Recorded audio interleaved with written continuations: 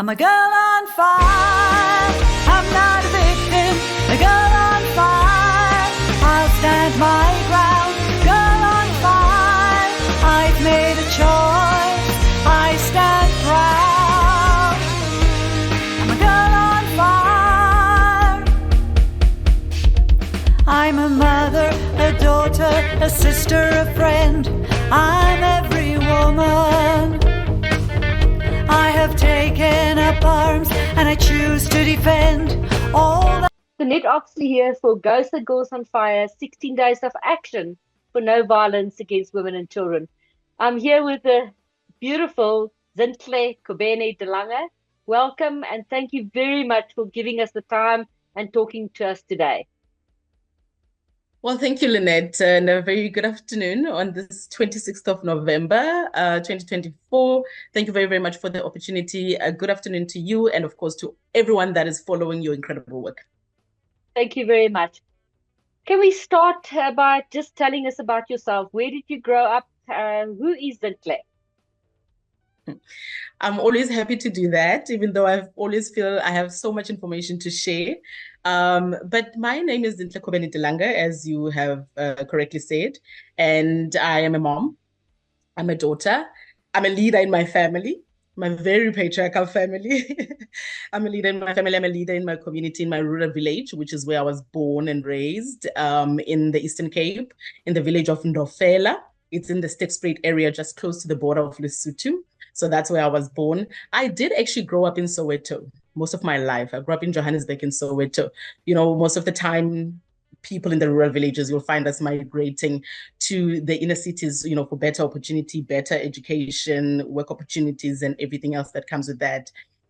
So that's where I was born and that's where I grew up.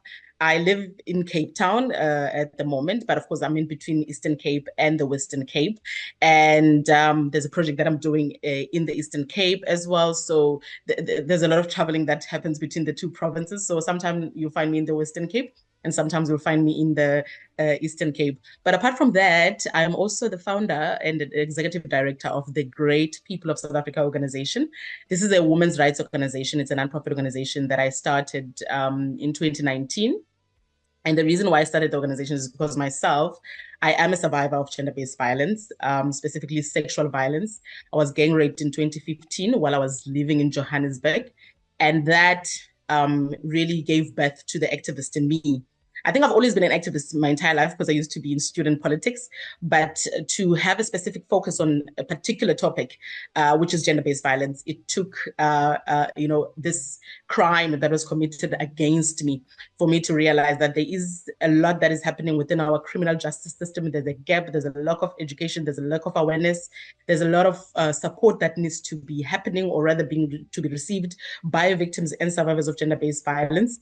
And so I started the organization, the Great People of South Africa, and we have been active since 2019. So yeah, that is who I am. Oh, I'm also a Woman of the South Speak Out Fellow. I must say this, Woman of the South Speak Out Fellow, representing the SADC region in the African continent.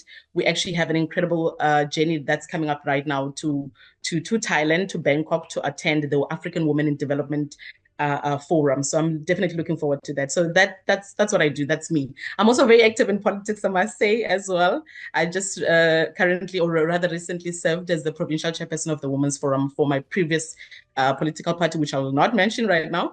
But of course, I'm everywhere. I'm doing everything because there's just so much going on in our country, in the world. So as women, we need to always be constantly on the move and trying to help where we can.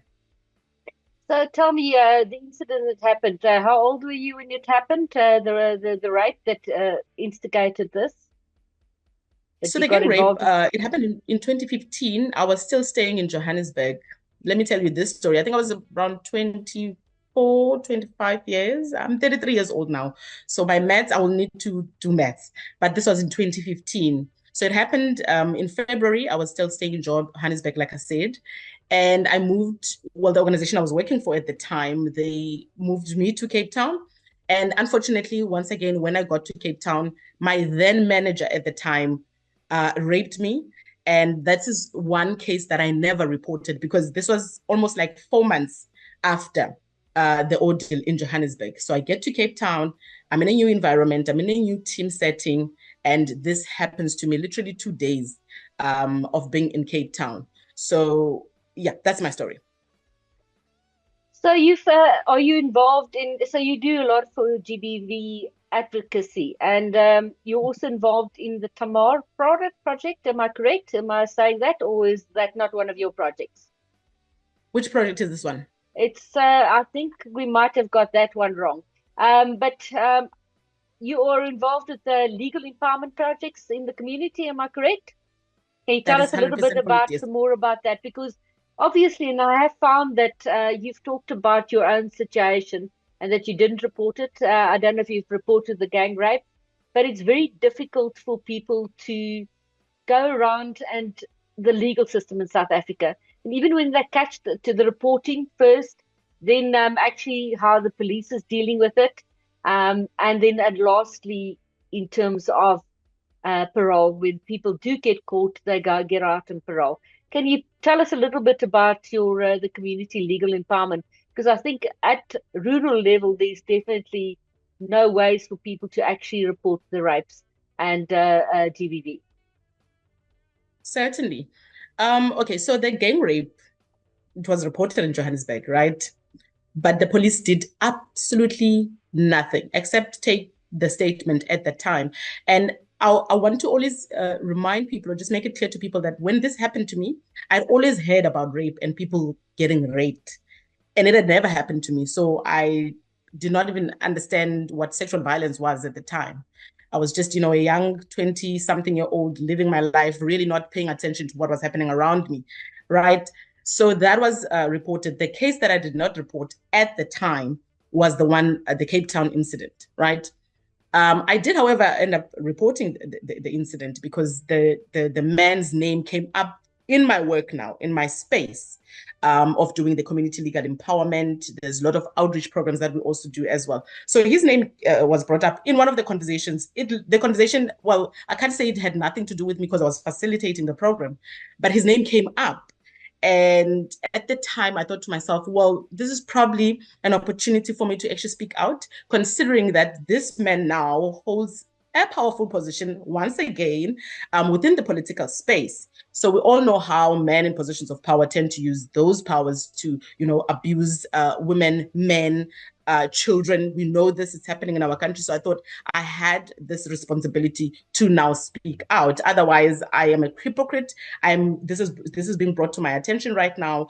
I am a much better person. I'm more confident right now. I'm not afraid of what people will say of what has happened to me. I'm more empowered right now, and I've got, I think, the strength to handle whatever is going to be coming at me, whether it's a backlash from society or anything like that. But I ended up reporting the case, and we concluded the trial earlier this year around May, if I'm not mistaken. So you're right. Look, legal empowerment is something that is very, very paramount. It remains quite critical for awareness purposes, but also to ensure that perpetrators of this violence are held accountable. Because here's the thing, there is a gap in our criminal justice system. We've got all these fantastic laws in South Africa. We certainly do. We've got all these legislations that the president keeps on, putting into law or putting it, or rather making it into law. I'm not sure what word I should be looking for right now. But we have these fantastic acts and legislations really in our country, but the implementation remains, a challenge. Look at our National Strategic Plan policy, for an example. That's a thick book that comes with literally everything that we need, but there's the challenge once again of implementing. So our organization, we have this community legal empowerment, which is a community-based paralegal program where we take through victims and survivors of gender-based violence through a basic legal training. So we empower them with all this information so that the next person who experiences this violence in their community, they can be able to reach out to them. And what I also found myself now, speaking as a survivor as well, is that it's easier for other people to speak to someone who's gone through the same challenge. They find it easier. They feel that this person understands me. There's no secondary victimization that's going to be, I'm going to be experiencing as someone that is reporting this, whether they're reporting formally or informally, because I think we need to pay attention to that as well. And that's something that I think we're getting right as an organization, to encourage people to report informally, because remember, if a person is not comfortable reporting this week, they can still report next week. But at least as an organization, if they come to us and they approach us, we bought even a special camera for this, to take pictures. We take the statements. We try to work hand in hand with the police, as difficult as this is for us as civil society, but we do our best to try and, involve the criminal justice system, everybody, whether it's court officials, everyone. We do training. So we're trying to do our best to make sure that everybody, especially the victims and survivors, as they come into the system, they do not experience secondary victimization. So this does not only apply to women, we work with children as well, particularly children within the foster system. There's a lot of issues going on there. And I really hope that one day our government can really take this up and take it as serious as it is. So we also work with the LGBTQIA plus community, very, very, very close to my heart. Love them dearly, because there's so much work that also needs to happen in that space, right? When it comes to the violence and, of course, the secondary victimization that our members in the community often face, because they are being undermined and judged based on their sexual orientation. Now, we also look into the challenges that are faced by persons with disabilities, because they ought to go through quite a lot, and they're not able to speak about it because there's already a stigma that this person is living with disability. So, how society is, they don't take them, to account, or take them seriously on any issues that they might be facing. So that is what we are doing. We're trying to be as inclusive as possible. And of course, intersectionality, that's where it also comes in. So that's what we do. We do, however, also have a court support program. So it comes with everything. So we give free basic legal advice. We take our victims and survivors through this training as well, community legal empowerment, because that's also very important, as we have already mentioned. And then, of course, once a case has been opened officially, there is a court system that's supposed to be taking place. So to avoid the very concerning number of court cases that are being struck off court roll, because there's also that issue due to police inefficiency at times. This is what has been identified. So we have that court support program where we assist the victims and survivors to just navigate the criminal justice system. So as an organization, yes, we function as a paralegal advice center, community-based organization, and our focus when it comes to the National Strategic Plan Policy on Gender-Based Violence and Femicide is on pillar number 3, which is justice. So that is what we do, and that's where our community legal empowerment program comes through.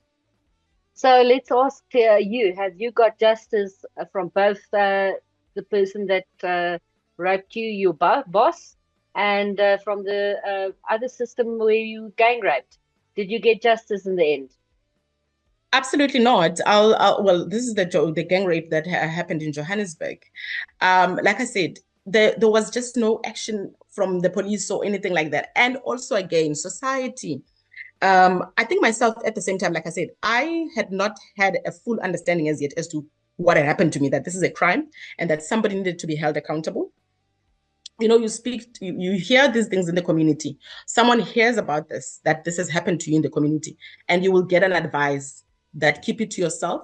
This is embarrassing. You don't want anyone to know about this, because otherwise other men will probably never look at you the same way.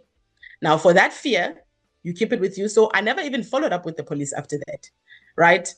Then I moved to Cape Town, and then the Cape Town incident happened, which I also never reported because I could see that there's nothing that happened in Johannesburg. I don't think anything will happen here now.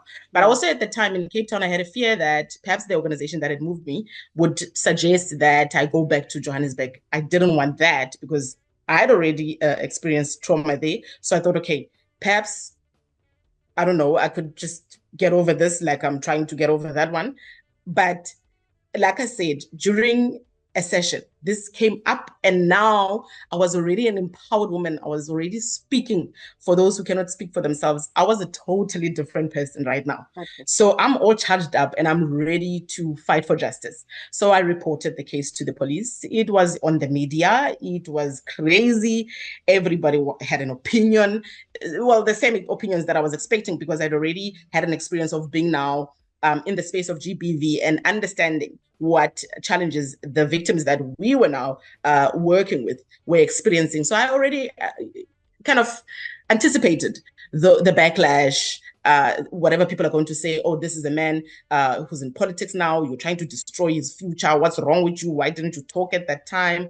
And I could understand that people don't understand. So I needed to understand those people who don't understand what is happening and what it is that actually, encouraged me to actually speak out about the Cape Town incident, because I was already speaking out about the Joburg incident as well. So we concluded the trial in the Western Cape at the Regional Court in Cape Town in May. And to be honest with you, I'm not sure what's going on. I have not heard anything. And I'm pretty sure that by this time, the lawyer that was representing me, the state lawyer, would have already reached out and said, look, Zintle, these were the outcomes. Somebody should have said something by now. I'm not sure, but one of my plans, especially now since the 16 days of activism, I was thinking that perhaps I should make a visit to the regional court and just try to find out, does anybody care? Did I have to go through all that trauma again to tell my story and to have his lawyer tell me that I enjoyed it, just for me to not even have an outcome as to what has happened to that case? So right now, the answer would be no.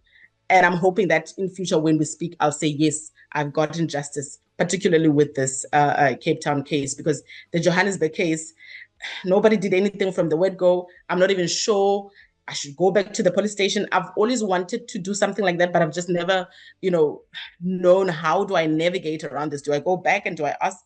I'm not sure, but I'm sure somebody somewhere will know how to assist and how they can help me to, go back to that case that was almost, 2015. This was like almost 7-8 years ago, if I'm not mistaken. So Zintle, if you need any assistance with both cases, Ghost on Fire is there to help you. We do have some people in Johannesburg that can maybe follow up on your case. So please let us know if we can help you in any way. I must say, thank you. The person that the perpetrator in your Cape Town incident must have been quite surprised the way you changed and that you actually did something about it, because these perpetrators get away with it, and you're not the first, and I'm sure you're not the last person that he has raped. They don't do it once, but they get away with it, and by getting away with it, they think that they're bulletproof. So I'm sure he must Absolutely. have been very surprised that you actually spoke up in the end. I think he was surprised, but maybe not surprised, because when this happened, remember, this was now going to be my first time talking about it. I informed my partner when I got home, and I asked him, because he was also working for this very same political party. So I asked him if he knows of this name and that name. And he said, no, it's a political party. There's so many of us. Let me go check on Facebook. He said, let me check on Facebook, because if he's from my political party, we should most probably have like mutual friends. So he went and searched on Facebook, and lo and behold, this is the picture. It pops up, and I tell him, okay.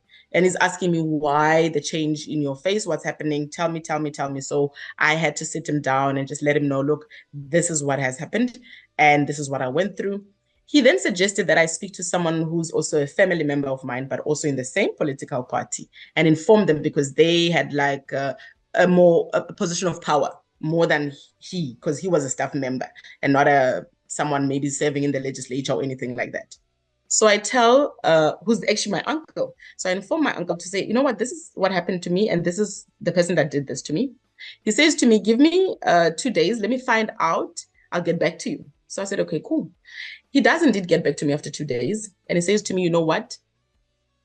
Being the person that you are, doing the work that you're doing, I'll let you know that it has been brought to my attention that this person actually did rape someone in 2016.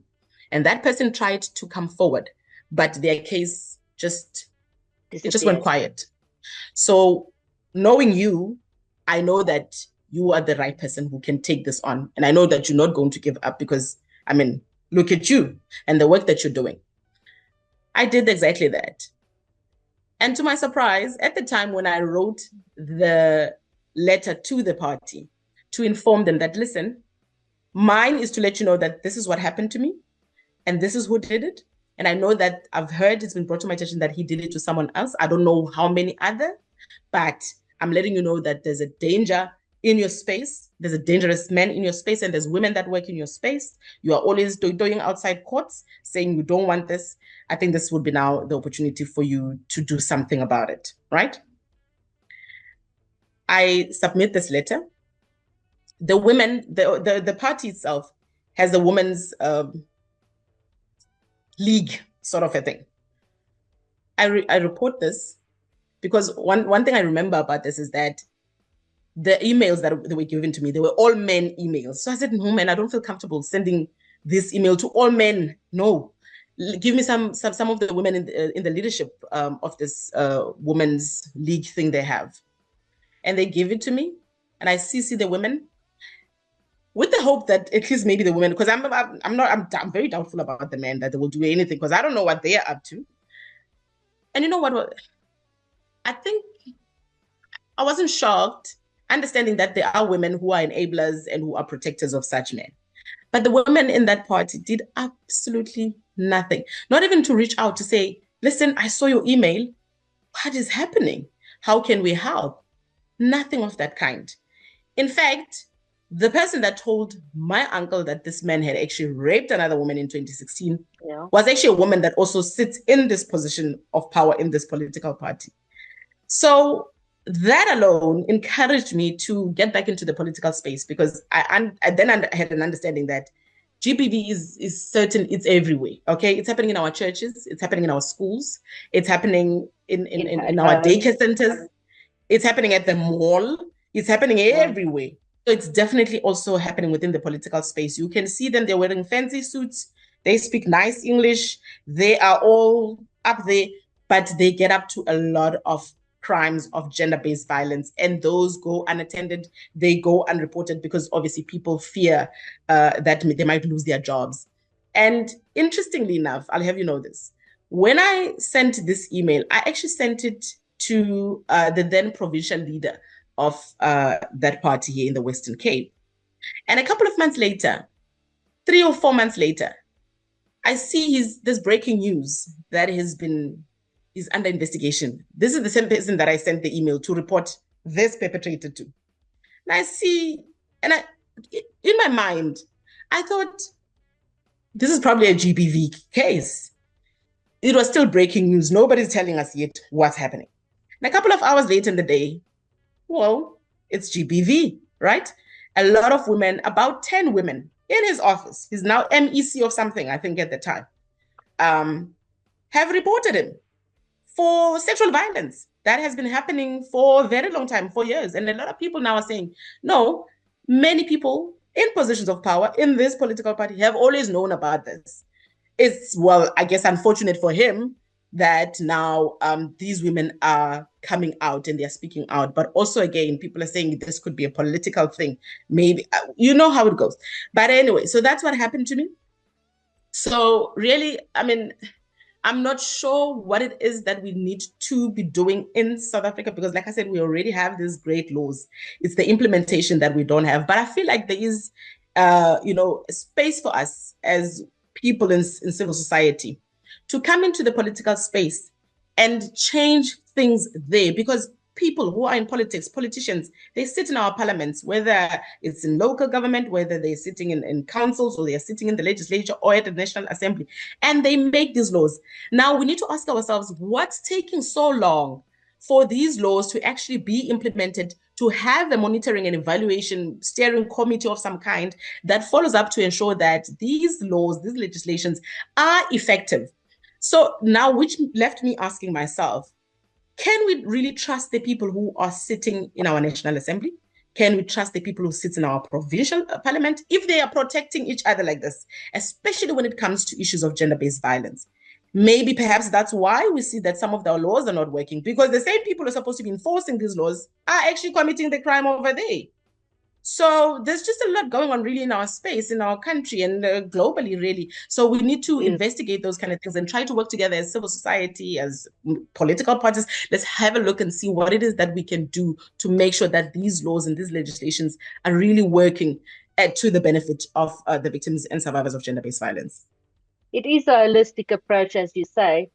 And that's why Girls on Fire, we do not say 16 days of activism, we say 16 days of action. Because these politicians are always standing up, especially during the 16 days of activism, and Yep. have saying that, oh, stop raping women, stop abusing women, stop doing this, and we behind this. But when push comes to shove, nothing happens. There's no action taken.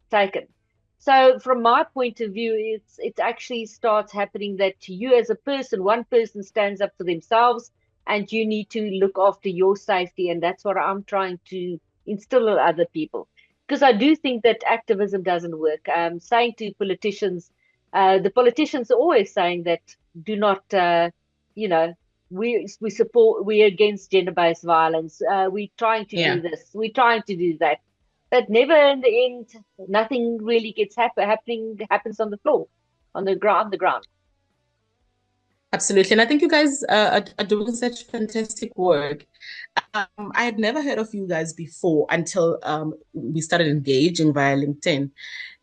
And I just thought to myself, what an incredible, how come do I not know of my people? My people are doing incredible work and I don't know about them. This is crazy.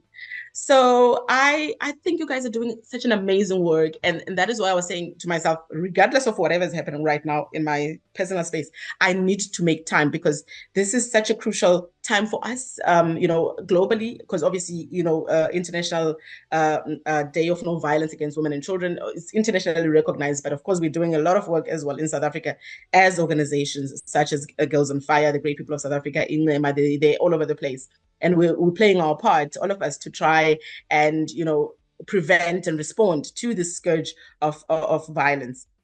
And I think you guys are doing amazing work. And I just wanted to commend you guys on that and say, please do keep up. I hope you're getting a lot of support because here's another thing that makes me angry. Organizations such as Girls on Fire, the Great People of South Africa, New Heritage, Inlema, Grit, everywhere. We need to be getting the support. And this is something that we have always been calling for in the civil society. We've been saying we need support. Support us as organizations, especially as grassroots organizations, because we are dealing with these issues on a daily basis. The government hears about it every now and again when they need to give us reports, when they see it made the news. There are those cases that don't make it to the news. And those are the cases that where you will find us working on those cases. So we need the resources. We need financial resources more than anything, right? So we need a fund. I know there's a GBVF response fund right now that's coming from the presidential fund, which we also benefited from as an organization through the GBVF response fund. But the funds are just never enough, actually. Let's just be realistic about everything. The inflation rate in our country is so crazy, it changes every now and again, and we need to keep up with that as organizations. We've got resources that we need, which can help us to make our work so efficient so that we're able to respond effectively even to these issues, to campaign, to raise awareness. There's so much awareness that needs to be going out there. There's not even much that we are doing in my village currently. Because like I said, I am doing a project here, and that project speaks to men. And men, particularly men in traditional leadership positions, they have so much, especially in my village where I come from. We are a very patriarchal society, and I will say this without fear or favor. So the women, they experience violence. They tell me about it. I've heard horrific stories about it, and that's why I felt when I got this fellowship that I needed to move the project to the village so that we can get onto something, so we can start working on something. The reception, not so much, welcomed, because they look at women like myself and, well, they think, this one is a troublemaker, I'm already labeled as a troublemaker, which is something that I accept. I do. We're trying to change this status quo. We're trying to change how society, perceives women's rights, children's rights, LGBTQIA plus community rights, disability rights. So there's a lot of work really that we have on our hands. But I felt it was important for me to come back into the village where I was born, where I was raised, where I know there's a lot of issues that are happening. Like, for example, in my village, the police station is about an hour and a half away. That's if you're taking a taxi, and the taxi is 40 Rand to go. And to come back, it's also another 40 Rand. Now, tell me, the women who are living in the village, they are unemployed. Their husbands, some of them, they've left for years. They haven't been back home because they found another wife in Joburg or in Cape Town or something. So these women are struggling. They are literally surviving on social grant, which is also not a lot. We know this. And now you expect this woman that's just been violated to take the last 80 to go an hour and a half away to the police station, where they're most probably not going to get the assistance that they need. In fact, if the police don't ask them, what did you do to provoke the man? Or what were you wearing? Because this is still the kind of ideas that our police have within the police system. So there's just too much going on. There's a lot going on, and we have so much work to do. The road ahead is still very, very long. Absolutely. So, Zintle, we were talking about fundraising specifically and funds for organizations like ours. I know that I have another job that supports this, and then I do fundraising. And even I've just asked from the government, I've been waiting for SARS to come back to me to give me PBO status. And there's just a long waiting period, and just nothing is happening. So, yes, I think most of the people that's doing this kind of work is actually funding it out of their own pocket, and it makes things very difficult. I don't know how Certainly your does. organization works. It certainly does. Come with a lot of work and the challenges. Funding remains a big challenge for a lot of organizations, um, especially organizations that are doing work around gender-based violence. I'm not sure why this is the case. Really, I am not. But this is something that I think all of us within the space, we need to continuously come together as a collective and challenge whatever red tapes they've put there, because there's all this red tape sometimes, within the departments where there's the social development, there's just too much. And then, of course, I think the issue of corruption in our country, we must never put that on the side. Because here's the reality. If you don't know someone who knows someone somewhere, somehow, things are just going to be difficult for you. Unfortunately, this is the world that we find ourselves living in the midst of all this violence. We still have to have such challenges of corruption. So fundraising for us, we rely on international donors. I remember our first donor, and this was before. I mean, before that, I was literally also dipping in my own pocket to transport people to the courts, to transport people to open cases. It was a lot. And Women's Voice and Leadership South Africa, WVLSA, which is led by an incredible woman. I'm not sure if you're aware of her or you know her, Mam Colleen Low Mona. She is just a giant. She's a force. Oh no, you need to meet Mam Colleen. You just have to meet Absolutely. Mam Colleen. She needs to meet you. She needs to meet you. Absolutely. I'm going to be talking to her about you, by the way. I want you to know this. I always meet these incredible women and I just always talk about them. So they came through for us. I know that they had a call for application just now in this year again. I think they closed somewhere in September. But they do amazing work in funding organizations such as ours. And of course, you've got your Hlanganisa Institute for Development in Southern Africa. They are now, I think they go by HITSA now. I think that's their name now. And then, of course, you've got incredible organizations such as your Giving Joy grant. It's a micro grant. It's only $500, but it can take you somewhere. And it's nice to always have those kind of people backing your work because they are credible and they are international, based in the US. This particular one, Giving Joy, they also gave us some money to do our paralegal training program, which they found very interesting. And we were actually their first organization to be funded in South Africa. So we continue to keep those relationships going. You've got the UN Women as well. They come in there. They've got, amazing funding as well. That organizations such as Girls on Fire can apply for. We've got the Solidarity Fund. They came through during the COVID-19, and then of course we've got the GBVF Response Fund right now that is supporting just over 120 community-based organizations that are doing work on gender-based violence. So I think that this is a conversation that we can definitely have, you and I. Let's have a look and see. And then, of course, continuously share contacts, especially with regards to funding, since we're on the topic of funding. So anything that comes through to me on my side, then I can just easily forward to you guys. And just maybe also, we can also have like Zoom sessions where I can show you guys how to craft or design these proposals, what makes them winners. I'll show you some of the examples that we have used before that have gotten us funding. So there is all those mainly international donors that support us. But of course, we've got, like I said, the Presidential Fund, which is the GBVF Response Fund that also comes through to help. I know that they are constantly, inviting applications on a yearly basis, if I'm not mistaken. But like I said, now that we're having this topic, which is so important, anything going forward that comes through on my side, I think that we should have like a learning and sharing kind of a thing going on between all of us, so that we can always share these opportunities and have everybody, dip into those funds, because really all of us, as much as we need funding, I know that you guys need funding as well. And I know other similar organizations are in dire need of funding. So that's how we work with it. We have a give and gain online platform as well, where some people, they're always on the internet, they feel comfortable doing online donations, so there's that platform as well, so you can definitely use that. And what I like about Give and Gain is that on their platform, like you can say, for example, we've got the Cape Town Marathon, for an example. You can fundraise literally around that. You can find someone that's running the marathon who can run on behalf of your organization and raise funds. So those really work. But I know that a lot of people also still, as much as people are spending a lot of time on the internet, some people are very skeptical on, giving money on the online.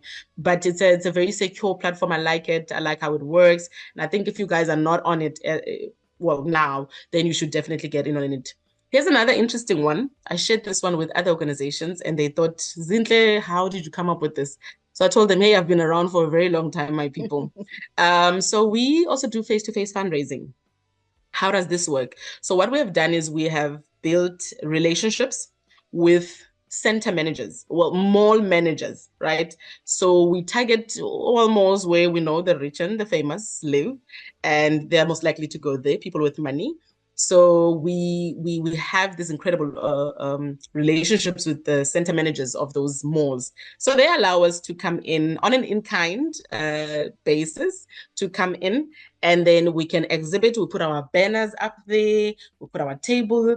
People at the mall, you approach them, you talk to them, they ask you what you're doing, especially, with GBV. It's a well-known topic. So no, people don't just go past. They will ask you, what are you doing? What is this? Because I can tell you this now. In South Africa, everyone has been affected by gender-based violence, whether directly or indirectly. They know an uncle or an aunt or a cousin or somebody who has experienced this. So for them to bump into us at the malls and for them to talk to us, and then we tell them, no, but we are actually survivors of gender-based violence. We tell them their story, our story. They listen to it and they find it very worthy, a worthy cause, and they definitely will give a 50 rand. They'll give 100 rand. We've got a speed point as well for those who want to tap, and they tap their 200 rands, their 1,000 rands. So it's small amounts of money, but it's very good also for visibility or for the organization. So those are the platforms, or rather, that's how we currently raise funds as an organization. And I'm solely responsible for that because I'm a fundraiser by profession. I've worked for other organizations as a fundraiser. So all of these, incredible ideas, they come from there. I brought them to the organization, and so we're using these avenues to raise funds for the great people of South Africa. But that's what's so important for us, and I've recently learned the lesson. When Olivia Jazreel, we organized a memorial service after she died a couple of months ago. The organizations needs to work together. We all have different skill sets. What you talked about, I can maybe help you to follow up on your case in Johannesburg, on the rape case, and hear what's happening with that. There is different organizations that's got different strengths, and our strength lie in actually working together as different organizations with the same goal. And we have different strengths, and we've got different things that we concentrate on. So that is true. So tell me solidarity. Solidarity, absolutely. Tell me a little bit about you're a political creature, it seems like that. And I think at political level, we do need change. To say people talk about that they want to do something about GBV, but nothing really happens. What is your plans in the future in terms of that? Have you got any plans?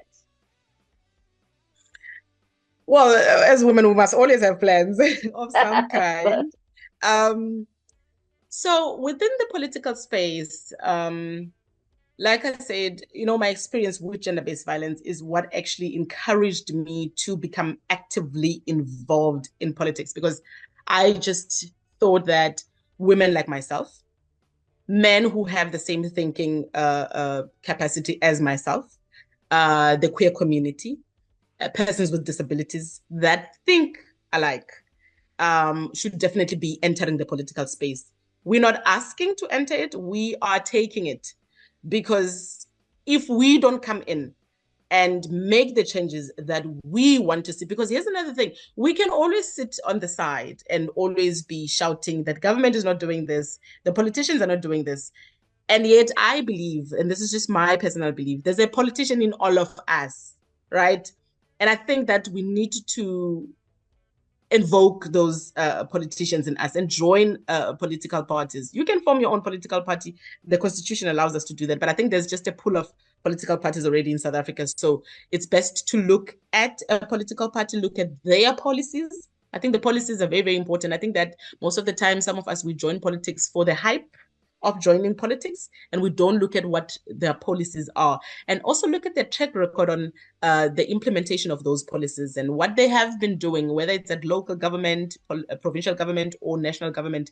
Have a look, and if it resonates with your values and your goals and your dreams for South Africa and the world at large, because we have relationships with other nations, then you should Absolutely. definitely be joining a political party. I encourage women, in fact, to come into the political space because I feel like there is there's a lack of ethical women, credible women who should be entering the political space, but we're not doing it because I don't know why. Perhaps at times we think that it's fine for us to just be in the civil space and not enter or cross that line to the political space. But I can assure you, if we've got people like you, Lynette, in the political space, of course, I mean, we could be in different political parties.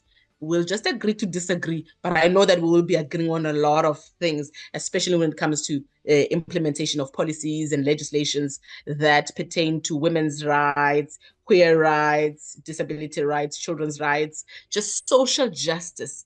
I think that if we can have people like me and you and your Angela Sobis, your Notukela Makosli, so these are incredible women that are doing amazing work in the space of disability, in the space of the queer community rights, in the space of women's rights, in the space of gender-based violence. So we need those women. I'm not sure if, I was thinking about it the other day, and I said to myself, perhaps we should start as women, mobilizing other women who are just like-minded. And let's do something. Let's test the waters in the upcoming provincial and national elections. Let it just be a woman's political party. Let's see how we do with regards to that. I think we've got something. I think we're missing something here. And I think there is something that we can do, but it's just a matter of coming together. That solidarity that I spoke about earlier, we need it now more than ever so that we can push legislation, so that we can be literally involved directly in the designing of these policies, implementation, the monitoring, the reporting, and all of that stuff. So my plans, well, I do plan to become a woman president in South Africa in one of these years. I had an idea that in the upcoming general elections in 2029, I think, if I'm not mistaken, I would actually run as an independent candidate. Um, I would like women to support me. I am really exploring that idea. And yeah, I mean, I think if I will be surrounded by other women as well, hey, look, it doesn't even have to be me. It could be another woman. But I need someone and a woman somewhere to be like, hey, Zintle, hey, Lynette, listen, guys, this is what I think. Can we do this? And then we pull together and let's try and see. Because look, at the end of the day, the majority of the people in South Africa, it's actually women.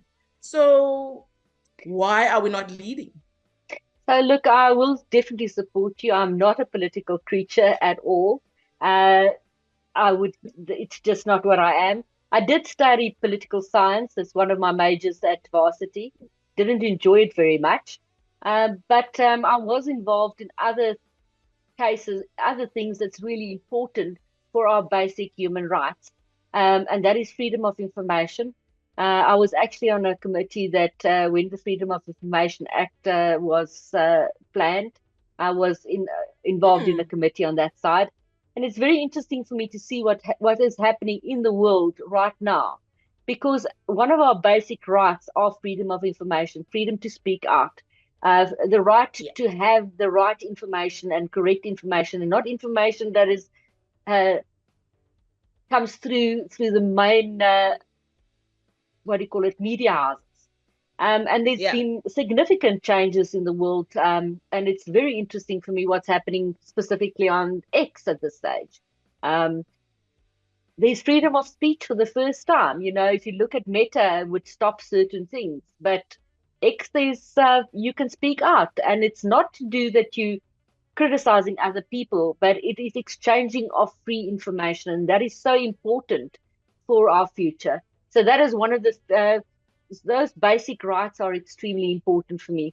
Freedom of information, freedom to speak out, freedom to be able to defend yourself, freedom to own firearms. Those are very basic rights, natural rights that is really important for the political future of all countries and in the world. Absolutely. So, what is your message? If you have a message out there for the 16 days of action, what will it be? What would you say to people? Well, what I will say to people is always what I say, is that now more than ever, we need to come together as society, regardless of the color of our skin, the language that we speak, the sexual orientation that we prefer, our religious beliefs. There's a lot of things that come into play, right? Cultural beliefs. I think we need to, at times, try to not pay so much attention to that, because it's not going to help us to reach our goal, which is to see a world that is free of violence and abuse, particularly towards women, the queer community, persons with disabilities, and children. And I think also with the 16 days of activism, we also need to, try to be very inclusive as much as possible. Yes, I know it's 16 days of activism against women and children. And perhaps when we speak women and children, we're also including women with disabilities, queer women. But I think we need to be intentional about that. It needs to be written there so that everybody knows that this is an inclusive campaign.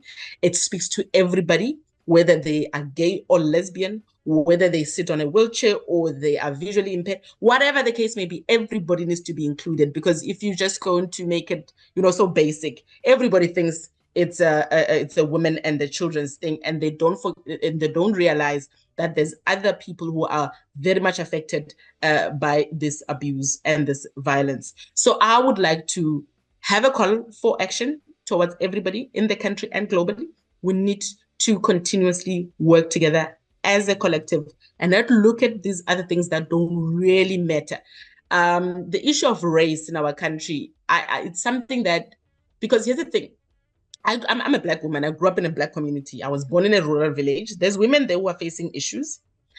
I grew up in Soweto, which is like a peri-urban community. There are women there who are facing issues that the same women in the rural village are facing. Got married to a white family, lived in a white community, got married to an Afrikaans family even. And there's gender-based violence going on there. It's everywhere, and it's got to be de Lange, it's got to be Afrikaans. But those are one of the hashtags that we've got. So there's a couple of hashtags that Girls on Fire have. This girl has your six, so we have your back. The other one is victim no longer, and then the other one, which resonates with what you're saying, is hashtag I am every woman. Because I'm talking it's not about race, it's not about age, it's not about how rich or poor you are. We, as Girls on Fire and myself, stand for each and every woman. For you to be safe, to be able to live your life not being scared and not being abused, or being able to speak out. So that is so important. Absolutely. So we resonate definitely in terms of that. We resonate with each other. And that is exactly the same thing that I will be encouraging everybody to do. Like I said, and I'm so glad we agree on this. But of course, we agree on this too. We're incredible women doing amazing work. So if we can just try to focus on what is important more than anything else that we have already spoken about, which really isn't, honestly, it's just not, especially when it comes to this issue of violence and abuse. It affects all of us, whether you are green or blue or pink or yellow or white or Doesn't brown. matter It what doesn't color matter. you are. Absolutely. We have seen cases, and this is something that I always ensure that as an organization, we try to visualize, for a lack of a better word, when we do these campaigns, to say we're going to put Harna Cornelius there, who was a student at Stellenbosch, who was visually attacked, raped, and murdered. Right? You've got your university income, right? So those are white women. They experience violence because here's the thing that I don't like at all. When you speak about violence against women, and the people will say, no, but it's mainly black women. Yes, it is. That's because the black people in the country are the majority. But that doesn't take away the fact that colored women go through the same thing. Women in the Muslim community go through the same thing, and they don't even talk about it. Women in the black communities go, so we are all going through the same It's BS. And it only makes sense. It would only make sense for us as women to just come together and put the focus on what really is important, which is to end the violence against women and children, the queer community, and persons with disabilities. Absolutely. That is such a strong message. Thank you very much for talking to us. And I'm sure we'll see each other in the future. Absolutely. No, thank you very much for reaching out. It was only a pleasure for me to participate. I said to myself, listen, whatever comes, I definitely need to be participating in this campaign, in this project. So thank you very much for the wonderful work that you're doing. Dinette, you and your team, you guys are amazing. I'm hoping to see you guys one of these days. I'm glad we've got each other's contacts so that we can continue to share information sharing. We should be hosting sessions around what needs to be happening, where is the funds, where do we chase those kind of things. We should be getting together and each other around these very important topics. So thank you very, very much. It was only a pleasure for me to be and to talk to you guys about my story and the work that we are doing as an organization as well. And yeah, I'm hoping for a better future. So yeah, let's continue keeping in touch and see what it is that we can continue doing together. Absolutely. I'm a girl on fire. Countless hours on the range, I am responsibly armed. I am your equal. I've empowered myself, I have practiced and trained. Fear won't control me. With my sisters in arms, we will make ourselves heard. We'll stand together. I'm a girl